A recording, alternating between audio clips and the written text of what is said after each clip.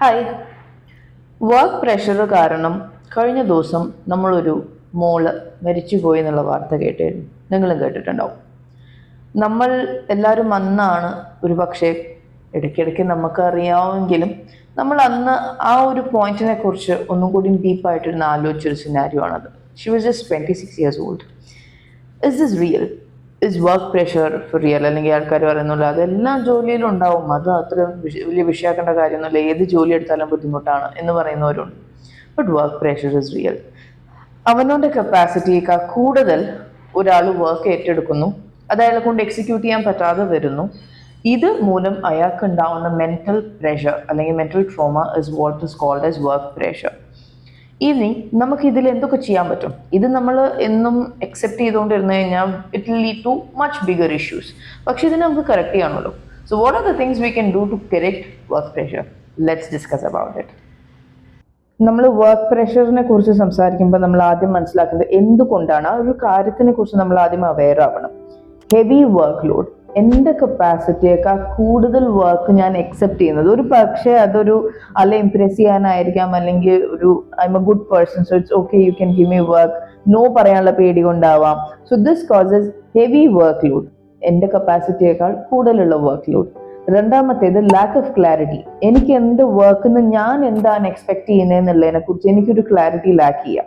മൂന്നാമത്തേത് long working hours, അതായത് നമ്മൾ ജനറലി സെറ്റ് ചെയ്തിട്ടുള്ള ഒരു 8 hours ഓഫ് വർക്കിംഗ് അല്ലാതെ അതിലും ഒത്തിരി എക്സസീവ് ആയിട്ട് an hour or 2 here and there is not gonna harm, പക്ഷെ ഒത്തിരി എക്സസീവ് ആയിട്ട് 12 hours 13 hours അത്തരത്തിലുള്ള വർക്ക് ലോഡ് വരുന്നത് ഇസ് ഡേഞ്ചറസ്. പിന്നീട് എക്സ്പെക്ടേഷൻ, ഞാൻ ഈ പറഞ്ഞതുപോലെ what I expect out of the job, and the next thing is an imbalance between the life and work. അതായത് എൻ്റെ വീട്ടിലെത്തി ഞാൻ ചെയ്യുന്ന കാര്യങ്ങൾ അവിടെയും വർക്ക് കയറി വരിക, ആ വീട്ടിലുള്ള മനസ്സമാധാനക്കേട് വർക്കിലോട്ടും വരിക. ഇത് രണ്ടും കൂടി എങ്ങനെ ഡിഫറൻഷിയേറ്റ് ചെയ്യണമെന്ന് അറിയാതിരിക്കുന്നതും വർക്ക് പ്രഷറിന്റെ വലിയൊരു കാരണമാണ്. നമ്മൾ വർക്ക് പ്രഷറിലാണ് എന്ന് നമ്മുടെ ബോഡി ആൻഡ് മൈൻഡ് നമുക്ക് കാണിച്ചു തരുന്ന ചില ലക്ഷണങ്ങളുണ്ട്. Signs and symptoms of work pressure. നമുക്ക് ആദ്യം ഈ സിംറ്റംസിനെ 3ആയിട്ട് ഡിവൈഡ് ചെയ്യാം. ഫിസിക്കൽ സിംറ്റം, എൻ്റെ ശരീരം എനിക്ക് കാണിച്ചു തരുന്ന ചില ലക്ഷണങ്ങൾ. 2 മൈ ഇമോഷണൽ സിംറ്റംസ്, അതായത് ഞാൻ എൻ്റെ മെന്റൽ ലെവലിലേക്ക് വർക്ക് പ്രഷർ കയറി കഴിഞ്ഞു എന്ന് കാണുന്ന ചില സിംറ്റംസ്. 3ആമത്തേത് behavioural symptoms. എൻ്റെ ചുറ്റുമുള്ളവർ ഡെഫിനറ്റ്ലി ഐഡന്റിഫൈ ചെയ്യാൻ സാധ്യതയുള്ള ഒന്നാണ് ബിഹേവിയറൽ സിംറ്റംസ്. അപ്പൊ നമുക്ക് ആദ്യം ഇതിൽ 3 ഫിസിക്കൽ സിംറ്റംസ് എന്തൊക്കെയാണെന്ന് നോക്കാം. ക്ഷീണം. ഒരു ശരാശരി മനുഷ്യൻ ജോലി കഴിഞ്ഞ് വരുമ്പോൾ ഒരു ക്ഷീണം ഉണ്ട്, അതൊരു ഉറക്കം കഴിഞ്ഞ് എണീറ്റാൽ മാറാവുന്ന ഒന്നാണ്. പക്ഷെ ഇത് അതിൽ തീരുന്നില്ല, അല്ലെങ്കിൽ ഉറങ്ങി എണീറ്റാലും ഞാൻ ഭയങ്കര ടയേർഡാണ്. That is first, fatigue. രണ്ടാമത്തേത് ഞാൻ എക്സ്പീരിയൻസ് ചെയ്യുക, റിപ്പീറ്റഡ്ലി എനിക്ക് ഹെഡ് ഏക്സ് വരികയാണ്. അതായത് ഞാൻ ജോലിക്ക് പോകുമ്പോൾ വരെ എനിക്ക് തലവേദനിക്കുക, ജോലിക്ക് പോകാൻ വരെ എനിക്ക് തലവേദനിക്കുക. 3ആമത്തേത് muscles and body stiffness, weakness, കഴുത്ത് കടയുക, കൈ കടയുക, ഇത് എനിക്ക് റെഗുലർ ആയിട്ടുണ്ടാവുക. 4ആമത്തേത് നമ്മൾ ഇടയ്ക്കിടയ്ക്ക് വയ്യാതാവുക. ഒരു പനി കഴിഞ്ഞു, അത് കഴിഞ്ഞ കുറച്ച് ദിവസം കഴിഞ്ഞ് ഒരു ജലദോഷം വരുന്നു, വയർ അപ്സെറ്റ് ആവുന്നു. ഇങ്ങനെ റിപ്പീറ്റഡ്ലി പല കാരണങ്ങളാൽ ചെറിയ ചെറിയ അസുഖങ്ങൾ വീണ്ടും വീണ്ടും വന്നു പോയിക്കൊണ്ടിരിക്കുക, which is a sign of immunity weakness. ഇത് നമ്മുടെ signs and symptoms, physical signs and symptoms ആണ് വർക്ക് പ്രഷറിന്റെ. ഇമോഷണൽ സിംറ്റംസ്, നമ്മൾ ഫിസിക്കൽ സിംറ്റംസ് പറഞ്ഞു. അപ്പോൾ ഒരു ഫിസിക്കൽ സൈൻ ഒരു ബോഡി തരുമ്പോൾ അതിന് എന്തായാലും ഒരു ഇമോഷണൽ സൈഡും ഉണ്ടാവും. എന്താണ് നമ്മുടെ ഈ ഇമോഷണൽ സൈഡ് നമുക്കൊന്ന് കേട്ട് നോക്കിയാലോ.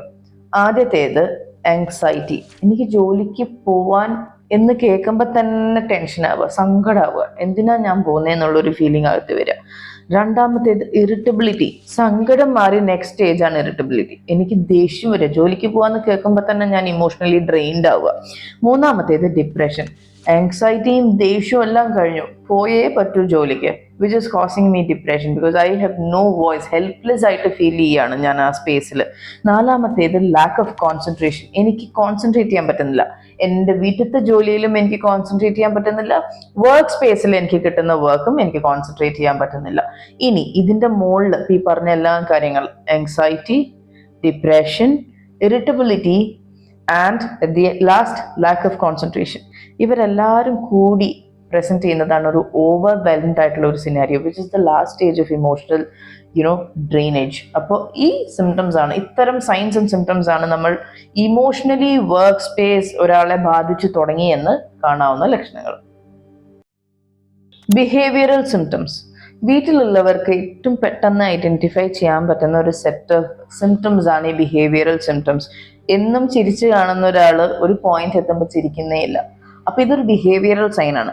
അങ്ങനത്തെ എന്തൊക്കെ സൈൻസ് ആണ് നമുക്ക് കാണാൻ പറ്റുക? പ്രോകാസ്റ്റിനേഷൻ, അപാരം മടിയാണ്. ഇവൻ എന്തൊരു മടിയാ, ഇവൻ എന്താ ഇങ്ങോട്ടും വരാത്തെ, ഇയാൾ എന്താ എപ്പോ നോക്കിയാലും ഇങ്ങനെ കിടന്നുകൊണ്ടിരിക്കുന്നേ എന്ന് നമ്മളോട് ആൾക്കാർ ചോദിച്ചു തുടങ്ങിയപ്പോൾ നമുക്ക് മനസ്സിലാക്കണം വി ആർ പ്രോകാസ്റ്റിനേറ്റിംഗ്. അത് ആദ്യത്തെ സൈൻ. രണ്ടാമത്തേത് റിഡ്യൂസ്ഡ് പ്രൊഡക്ടിവിറ്റി. എന്നും ചെയ്യുന്ന കാര്യം എന്നും നമുക്ക് 100% കൊടുക്കാൻ പറ്റിയെന്ന് വരില്ല. ആ ഒരു പോയിന്റ് എത്തുമ്പോൾ എൻ്റെ പ്രൊഡക്ടിവിറ്റി കുറയാണ്. ബിക്കോസ് ഞാൻ ഇമോഷണലി ഡ്രെയിൻഡ് ആണ്, ഫിസിക്കലി ഞാൻ വീക്കാണ്. എനിക്കിപ്പോൾ 100% കോൺസെൻട്രേറ്റ് ചെയ്ത വർക്ക് ചെയ്യാൻ പറ്റുന്നില്ല, which will bring down my productivity. So lack of productivity. Withdrawal from social activity. എന്നെ ഒരു പാർട്ടിക്ക് വിളിച്ചാൽ എനിക്ക് പോകാൻ താല്പര്യമില്ല, ഒരു കല്യാണത്തിന് പോകണ്ട, എനിക്കുള്ള നേരം മുഴുവൻ വെറുതെ ഇരുന്നാൽ മതി, ഐ എം ദാറ്റ് ഡ്രെയിൻഡ് എന്ന് തോന്നുന്ന ഒരു lack of attachment to anything with society. എനിക്കൊന്നും ചെയ്യണ്ട, ഞാൻ I am happy in my own space എന്ന് പറയുന്ന ഒരു രീതിയിലേക്ക് മാറുക.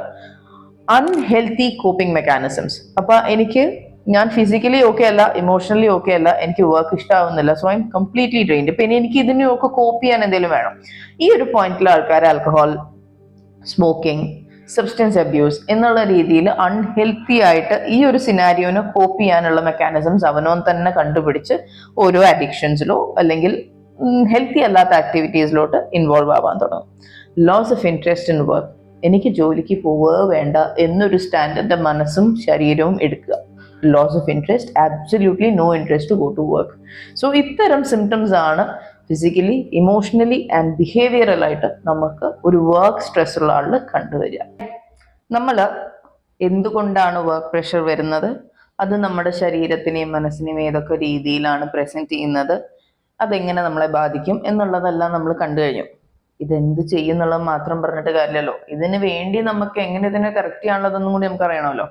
ആദ്യം ഞാൻ എൻ്റെ വീട്ടിൻ്റെ കംഫർട്ട് സോണിൽ ഇരുന്ന വർക്ക് പ്രഷറിനെ എങ്ങനെയൊക്കെ മാനേജ് ചെയ്യും എന്നുള്ളത് നമുക്കൊന്ന് പറഞ്ഞാലോ.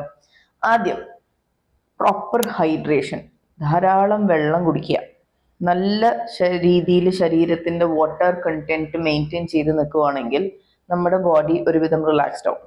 പിന്നെ പ്രോപ്പർ ആയിട്ടുള്ള ആഹാരങ്ങൾ, ബാലൻസ്ഡ് ഡയറ്റ്, നമുക്ക് എല്ലാ രീതിയിലും നമുക്ക് സാറ്റിസ്ഫാക്ടറി ആയിട്ടുള്ള ഹെൽത്തി ആയിരിക്കണം. നമ്മുടെ ബോഡിയുടെ ന്യൂട്രിയൻറ്റ് റിക്വയർമെന്റ് എല്ലാം കംപ്ലീറ്റ് ചെയ്യുന്ന പോലത്തെ പ്രോപ്പർ ആഹാരങ്ങൾ, ജങ്ക് ഫുഡ് അല്ല, നല്ല രീതിയിലുള്ള ആഹാരങ്ങൾ കഴിക്കാൻ ശ്രമിക്കുക. പ്രോപ്പർ ആയിട്ടുള്ള ഉറക്കം, അതായത് 8 മണിക്കൂർ ജോലി, 8 മണിക്കൂർ തന്നെ ഉറക്കവും റിക്വയർഡ് ആണ് ഒരാൾക്ക്. ആ പ്രോപ്പർ ഉറക്കം. ഇപ്പൊ നിങ്ങൾക്ക് തോന്നുകയാണ് ഇന്നലത്തെ വർക്ക് കുറച്ച് കൂടുതലായിരുന്നു, ഇന്ന് എനിക്കൊരു റീസെറ്റ് ആവശ്യമാണ്, ഒരു റീബൂട്ട് ആവശ്യമാണ് തോന്നുകയാണെങ്കിൽ റെഗുലർലി ഉറങ്ങുന്നേക്കാൾ അല്ലെങ്കിൽ ഒരു അലാം വെച്ച് ഉറങ്ങുന്നതിന് പകരം ഒന്ന് സുഖമായിട്ട് ഉറങ്ങി എണീക്കുക. സോ ദാറ്റ് അലാം അടിക്കുമ്പോൾ എണീക്കണമല്ലോ എന്നുള്ള പ്രഷർ പോലും നിങ്ങൾക്കില്ലാതെ ഒരു സുഖമായിട്ടുള്ള ഉറക്കം. പിന്നെ ഫിസിക്കൽ ആക്ടിവിറ്റി. ഒരു സെഡൻറ്ററി ലൈഫ് സ്റ്റൈലുള്ള ഒരു ജോലിയാണ് നിങ്ങളുടെ, അതായത് ഇരുന്ന് കുറേ നേരം 8 മണിക്കൂറും ഇരിക്കുന്ന ജോലിയാണെന്നുണ്ടെങ്കിൽ ഒന്ന് റിലാക്സ്ഡ് ആവുന്ന പോലെ ഒരു വാക്ക്, ഒരു സെഷൻ ജിം, ഒരു യോഗ സെഷൻ, ഇങ്ങനത്തെ കാര്യങ്ങൾ എന്തെങ്കിലും ഒരു ഫിസിക്കൽ ആക്ടിവിറ്റി, അത്യാവശ്യം ഒന്ന് വേർക്കാൻ പാകത്തിനുള്ള ഒരു ഫിസിക്കൽ ആക്ടിവിറ്റി അഡോപ്റ്റ് ചെയ്യാം.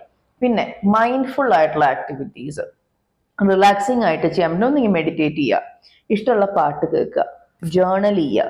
എന്താണോ എൻ്റെ മനസ്സിന് ഇന്ന് എന്നെ ബാധിച്ചത്, ഇന്ന കാര്യങ്ങളാണ്, അത് ആദ്യം എഴുതി കഴിയുമ്പോഴത്തേക്കും എന്തിനൊക്കെയാണ് ഞാൻ ഇന്ന് താങ്ക്ഫുൾ ആയിട്ടുള്ളത് എന്നും കൂടിയും മെൻഷൻ ചെയ്യുക.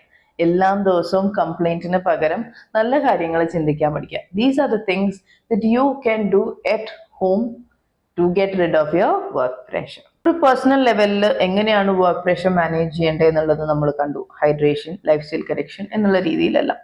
ഇത് നിങ്ങൾക്ക് നിങ്ങളുടെ കയ്യിൽ നിൽക്കുന്നില്ല. എനിക്കൊരു എക്സ്റ്റേണൽ ഹെൽപ്പ് കിട്ടിയാൽ ഞാൻ കുറേം കൂടി ഇഫക്റ്റീവായിട്ട് എനിക്ക് അതിനെ സോൾവ് ചെയ്യാൻ പറ്റുമെന്ന് നിങ്ങൾക്ക് തോന്നുന്നുണ്ടെങ്കിൽ ഡെഫിനറ്റ്ലി വിസിറ്റ് എ ക്ലിനിക്. ഒരു നല്ല ഡോക്ടറെ പോയി കാണുക, സംസാരിക്കാനുള്ള അതിന് സംസാരിച്ച് തീർക്കുക. എന്തൊക്കെയാണോ നിങ്ങളുടെ ഫിസിക്കൽ ബുദ്ധിമുട്ടുകൾ, മാനസികമായിട്ട് നിങ്ങൾ എന്താണോ ഫീൽ ചെയ്യുന്നത്, ഇതെല്ലാം ആദ്യം കമ്മ്യൂണിക്കേറ്റ് ചെയ്യുക. ഇനി ഒരു ആയുർവേദ പെർസ്പെക്റ്റീവ് എന്ന് ഞാനത് പറയാൻ പോവാണ്. നമ്മുടെ അടുത്ത് നിങ്ങൾ ഈ വർക്ക് പ്രഷറായിട്ട് വരുമ്പോഴത്തേക്കും നമ്മൾ ആദ്യം നിങ്ങളുടെ ഫിസിക്കൽ പ്രകൃതി, അതായത് നിങ്ങളുടെ ബേസിക് ആയിട്ടുള്ള ഒരു ബോഡി നേച്ചർ എന്താണെന്ന് അനലൈസ് ചെയ്യും. അതിനനുസരിച്ച് at that point of time നിങ്ങളുടെ പ്രസന്റേഷൻ എന്താണോ അതനുസരിച്ചിട്ടുള്ള ഒരു ട്രീറ്റ്മെന്റ് മൊഡാലിറ്റി നമ്മൾ സെറ്റ് ചെയ്യും, ഒരു പ്ലാൻഡ് ട്രീറ്റ്മെന്റ് സെറ്റ്. ഇതനുസരിച്ച് നിങ്ങൾക്ക് ഇന്റേർണലി മരുന്ന് കഴിക്കാനുണ്ടാവും, എക്സ്റ്റേണൽ തെറാപ്പീസ് പഞ്ചകർമ്മ പോലത്തെ എക്സ്റ്റേണൽ തെറാപ്പീസ് ഉണ്ടാവും, ഒന്ന് റിലാക്സ് ചെയ്യാൻ പാകത്തിനുള്ള തെറാപ്പീസ് ഉണ്ടാവും, ലൈഫ് സ്റ്റൈൽ കറക്ഷൻസ്, നിങ്ങൾ ചെയ്യുന്ന രീതികളിൽ നിന്ന് വ്യത്യസ്തമായിട്ടെങ്കിൽ നിങ്ങളുടെ ലൈഫ് സ്റ്റൈൽ, അതായത് നിങ്ങളുടെ വർക്ക് ഷെഡ്യൂളോ വർക്ക് ലെസ് ആയിട്ടുള്ള ഷെഡ്യൂളോ ഹാമ്പർ ചെയ്യാത്ത രീതിയിൽ എങ്ങനെ നിങ്ങളുടെ ലൈഫ് സ്റ്റൈൽ കറക്ഷൻസ് ചെയ്യാൻ പറ്റും എന്നുള്ളതും നമ്മൾ അനലൈസ് ചെയ്ത് അതിന് വേണ്ടിയിട്ട് ഉള്ള കാര്യങ്ങൾ പറഞ്ഞുതരും. ഒരു ഡയറ്റ് കൺസൾട്ടേഷൻ, അതായത് പലപ്പോഴും നിങ്ങളുടെ ജോലി രാത്രി കഴിയാന്ന് വെച്ചാൽ അപ്പുറത്തെ തട്ടുകടയിൽ നിന്ന് പൊറോട്ടയും ബീഫും കഴിക്കുന്ന ഒരു വലിയ ക്രൗഡിൽ ഒരു ആളാവാം നിങ്ങൾ. പക്ഷെ അതിന് പകരം ഓൾട്ടർനേറ്റീവ് ആയിട്ട് അതേ സമയത്ത് എന്ത് ചെയ്യാൻ പറ്റും എന്നുള്ളത് നിങ്ങൾക്ക് അറിയുകയാണെങ്കിൽ നിങ്ങൾ അതല്ലേ ചൂസ് ചെയ്യുള്ളൂ. So to get back into shape, to go back from this work pressure to a mindful environment at work, അത് നമുക്ക് ആയുർവേദത്തിലൂടെ അഡോപ്റ്റ് ചെയ്തെടുക്കാവുന്ന ഒരു കാര്യമാണ്. Breathe in, calm down, work is joy not a strain. നിങ്ങൾക്ക് നിങ്ങളുടെ കയ്യിൽ അങ്ങനത്തെ ഒരു പ്രശ്നം നിൽക്കുന്നില്ല എന്ന് തോന്നുവാണെങ്കിൽ ധൈര്യമായിട്ട് നമ്മുടെ ക്ലിനിക്കിലേക്ക് കയറി വരാം. ഞങ്ങളുടെ ഭാഗത്തുനിന്ന് എന്തൊക്കെ ചെയ്യാൻ പറ്റുമോ അത് 100% നിങ്ങൾക്ക് വേണ്ടി ഞങ്ങൾ ചെയ്തു തരും. So stay tuned for the next topic. Let's discuss more. Take care.